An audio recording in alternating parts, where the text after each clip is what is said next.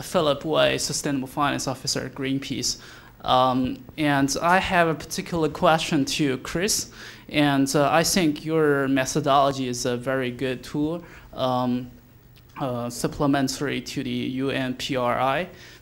So give really sort of the deep implementation level.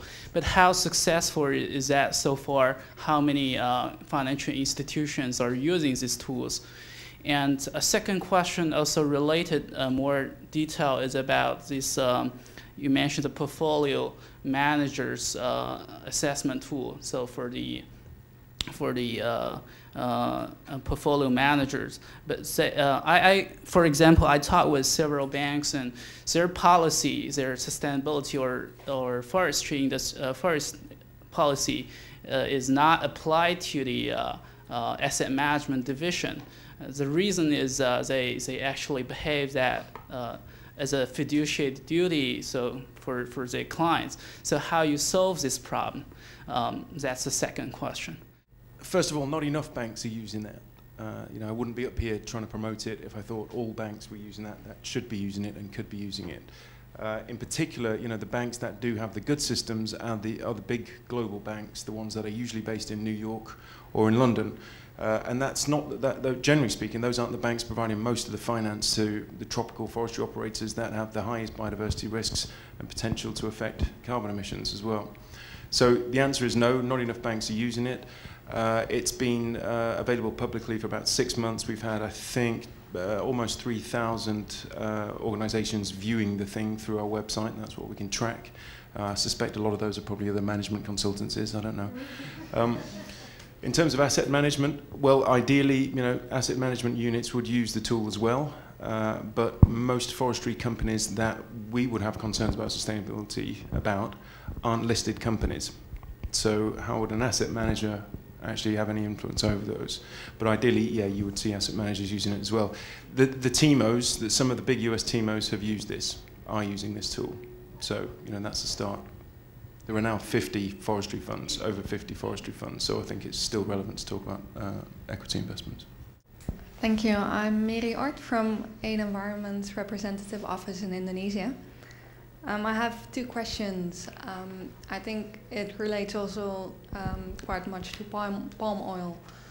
I wonder about the impact that financial institutes can have with their pressure, and I think that also some of the financial institutes that I spoke to wonder about, because they say they consider palm oil in this case, but I think that it also will apply to forestry and to timber, that it is a commodity. So if they will not provide the funds to the bank or set too high standards, then the companies will just go to another financial institute. And I wonder how can you solve this? And the second question is, how far would you go? Would you also go to the contractors that, would you also fund contractors that supply heavy equipment or that provide the transportation? And I think there's really something that still provides a lot of base for discussion. Probably the best one. Yeah, so we looked at this 3 years ago in the Malaysian context. We heard direct from local banks that they weren't being proactive in applying sustainability principles. They were assuming law enforcement was proceeding as expected. I guess the best way probably to get the finance sector to still engage with these higher risk sectors, potentially high risk sectors like palm oil and forestry, is to encourage them to see the benefits, the sustainability credentials of the good operators in both of the, well, certainly in the forestry sector, are fantastic. You've got companies like New Forest, you've got companies like Earth Capital Partners, Fibria in Brazil. These companies are doing something which is genuinely good, not just for the bottom line, but also good for biodiversity and for biocarbon. So it's a really good sustainability story to sell to investors. And forestry and timber, it's got a really promising future as a commodity. So I think there's a good investment story there as well. And on contractors, well, you can go all the way down the line, but it'd be nice if you just applied it to forestry operators. Yeah, and also in China, they've been introducing some green credit guidelines in some of the banks. So that's been pushed from the government. And I think, to be honest, without having a level playing field, it's going to possibly have to come through from government. So China is beginning to move in that direction. I'm not quite sure how successful that is, but it's another way of trying to push companies, or banks actually, to restrict lending to companies that are not performing environmentally to a high standard. A question, sorry, Jem Bendell from Lifeworth Consulting. It's a question to the panel and to Lucy and Briony. And about 6 years ago, many ESG analysts started including corporates' stances on public policy as part of how you assess corporate responsibility. And so my question to the panel and to Responsible Research, so for example, Chris, with the system you've outlined, do you include stance on public policy in that toolkit, and to therefore encourage banks to ask companies about their stance on regulation and public policy? And for Responsible Research, did you include an analysis of the public policy stance of the companies, the palm oil companies? My answer is no. We don't look at lobbying. And we don't have a specific question in our Asian Sustainability Rating study on stated policy to adherence to local jurisdictional policy, no. And in our sector-specific criteria for forestry, there are, I think, Sophie, I don't know if you can remember, we have a couple of questions that are related to adherence to policies, but I think they're more from standards, and they're not from a government policy perspective. Okay. I mean, are you? Yeah, it was a recommendation from the ACCA in 2004 that assessments of corporate responsibility include a company's policy activity, its lobbying activities, and so on. And it's recognising this sort of, if you want to achieve change, you need to get a sort of a movement in support of good governance and mainstreaming all this stuff. What we do is we credit companies for associating with industry associations that we believe are taking the industry to a more sustainable place. So when we benchmark against global best practices, we identify the global industry associations that we feel are strongest in a certain area of sustainability lobbying, if you like, for that industry, and then we effectively, our rating system awards credits to companies for being involved in those organisations. So, for example, our palm oil sector criteria would include adherence and membership with RSPO. So, on that sense, that we are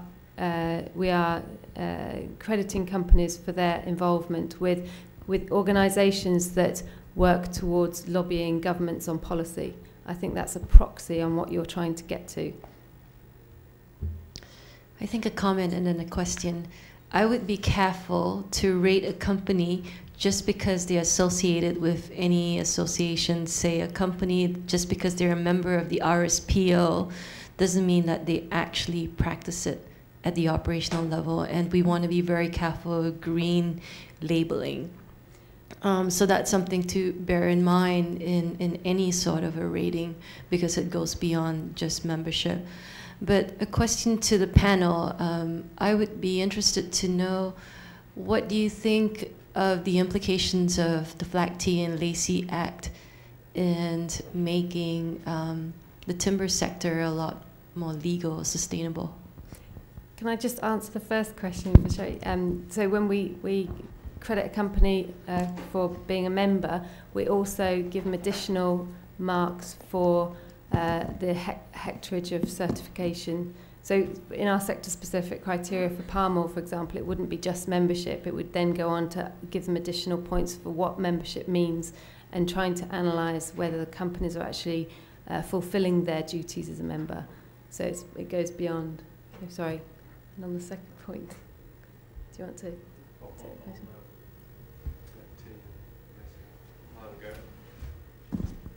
I think it's fairly early days to make any kind of general statement about the impact of FLEGT and the Lacey Act. But if I take a kind of anecdote about what's happening in Sabah, Sabah in response to it's stimulated, I think, by the discussions at state and federal level about signing up to the FLEGT and signing a voluntary partnership agreement with the EU. Have taken it upon themselves they've made it mandatory now that all companies must be certified by 2014, and so that's stimulated, and there's now a contract being issued to a third party to independently audit for legal compliance across the sector. So legal compliance is a mandatory requirement by the end of this year. And so it's stimulated that now Malaysia hasn't signed a VPA and isn't formally part of that FLEGT process, I think because some difficulties around involvement of Sarawak and questions of indigenous people's rights and land rights and so on issues have come up and represented an obstacle to standard setting in that framework. So there has been some impact in driving improved compliance and third-party verification, but I can't comment any further than that. As an investor, you deal with investors quite a lot. You know what they want. Are we seeing a greater trend towards investment in sustainable forests and forest products? Is this what people want to see? And what do you think is going to be perhaps one of the strongest drivers? Is it going to be something, like I was going to say, as simple as strong consumer demand for much better transparency, much better sort of knowledge of where the timber products come from and how they're grown, or is it going to be going to be regulation, or it's not quite going to be as simple as just that? It's going to be a whole combination of things. At the moment, forestry in this part of the world, as with a lot of businesses in sort of, I guess, Southeast Asia, are managed by, owned by wealthy families, usually with a minority proportion floated on the stock exchange to access to capital. And but we see an investment opportunity for responsible investors to invest in this sector, but it's really a growing and small and nascent opportunity. And there isn't large-scale private equity investment in forestry and plantation forestry in Asia, but we see that there's something that will change over time, and that it'll take certification as a key component of that in being a way in which you can demonstrate improved management and increase the transparency. You can generate quite a lot of value through doing that, because you go into an operation which is opaque and perhaps underperforming, you improve the management, you reduce the information asymmetry, people can see that actually you've got a decently run operation. That increases its value. Whereas previously investors couldn't see how well it's run. It's like taking a used car and getting it certified by the RSC is actually in good shape. And I see that our job is doing that, reducing that information asymmetry between the buyer and the seller, and generating significant value for the early investors. Which for you is going to be perhaps the single strongest driver to get your industry perhaps to take off in this part of the world? Well, I think I'm looking back I was involved with forest certification for about 10 years, and in that time I saw that whilst there was a lot of talk about it being a consumer-driven initiative, actually it wasn't driven by consumers. In fact, there were many research projects that looked into, if you increase the price a little bit of certified, you'll drive people away, and so people are still very price sensitive, and actually people looking for certified labeled product were a very small minority and weren't driving this move to the shift to certified products. And I think it's reputational risk and management on behalf of some of the larger players, particularly the retailers that drove certification initially. And I think now potentially, if you can open up forestry to institutional investment, then that ESG, that environmental social governance, will help to drive another wave of forest certification. But we're not seeing much institutional investment in tropical forestry, and that's something that we're hoping to change.